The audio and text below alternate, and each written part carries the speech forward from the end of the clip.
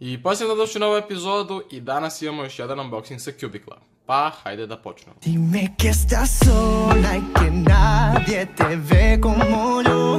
Dime que no pasan las horas y estamos los dos.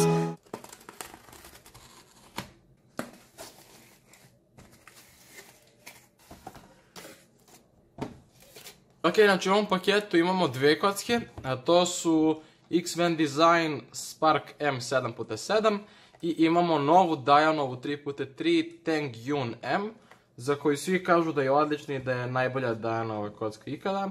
Tako da prvo ćemo otvoriti Spark, jer sam čak i malo više uzbuđen, ali vas vjerojatno ne zanima toliko 7x7, tako da ćemo nju posle, samo da kako se obeše radi. Aha, ovako, nema ništa.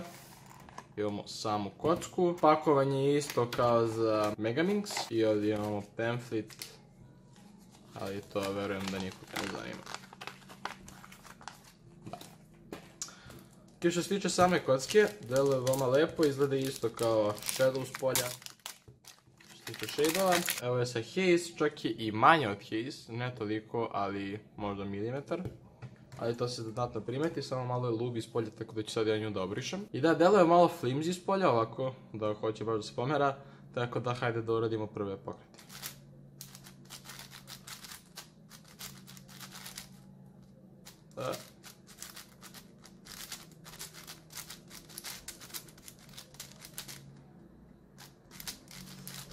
Malo je previše lubisa s polja, zato mi sklizava iz ruku pa ne mogu lepo da je okrećem.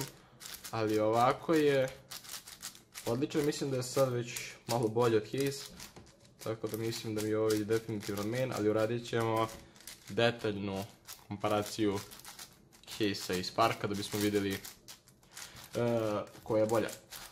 Dosta podsjeća na Shadow ovako kad je vrtim, samo ima nekako više hrskav osjećaj nego Shadow. Shadow je više glatka, a ova je malo više hrskava. I dosta je lubi, ali mi se dosta sviđa i da imamo samo, nije mnogo opuštena. Mislim da će uz malo luba biti savršena. Razradit ću je lub i bit će spremna do Serbian Opena da uzme nacionalni rekord po mogućnosti.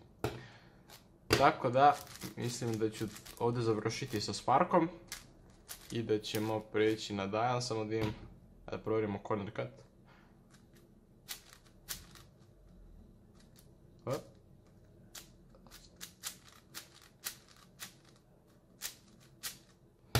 Dosta solidan corner cut da imamo na haze samo.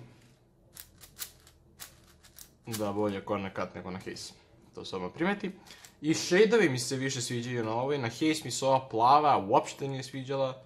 Ovdje je malo svetlija. Crvena je isto malo svetlija. Zelena i žuta su bile strašne. Znači ove, a ovdje su lepe svetlije. Tako da mi se to više sviđa. I mislim da možemo sada preći na Dian. Ok, Dian Teng Yun je najnovija Dianova 3x3, prva Dianova Magnetic 3x3, ne znam kako se ovo vadi. Uspio sam. I da, mnogi je hvale i govore da je stvarno odlična kocka i vidite da dolazi veoma lepom pakovanju, baš mi se sviđa pakovanje, pomerila se kocka. Znači magnetno, imate ovako kocku i kada otvorite, da, baš je lepo. Evo je sama kocka, ovdje imamo neki, ne znam ja, i jedan pamflet. Kutiju ćemo da zatvorimo. Da vidimo što ovdje imamo opet pamflet, opet nikoga ne zanima i da vidimo što imamo u ovoj kutijici.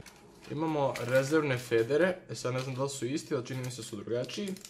Tako da ćemo to probati da promenimo. Da vidimo samu kocku.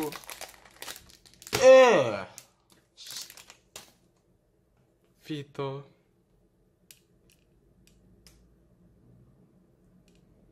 Da li vidite vi ovu količinu luba koja se nalazi iz polja samo? Ovo je preogavno. Vidite.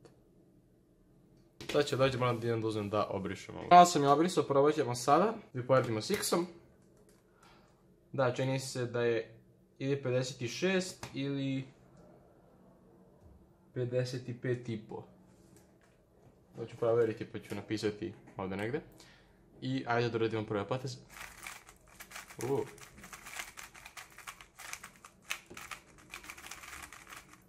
Dosta je glatka, lub i dalje ispada napolje.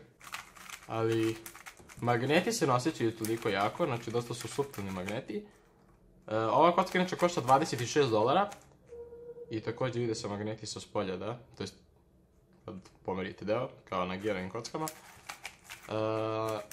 I uopće nije toliko skupa. Mislim, s obzirom na to da imate Gearing kocke koje koštaju po $60. Ova kocka je dosta pristupačna i moram reći da osim što ispada lub napolje da mi se dosta sviđa. Baš je glatka, ima onako clean osjećaj i malo peskast. Ali da, ovo je definitivno Dianova najbolja 3x3 koju su ikad izbacili. Posle Zenchi su imali još par pokušaja neke 3x3, međutim nijedna nije bila uspešna i mislim da će vam konačno doneti neki uspeh.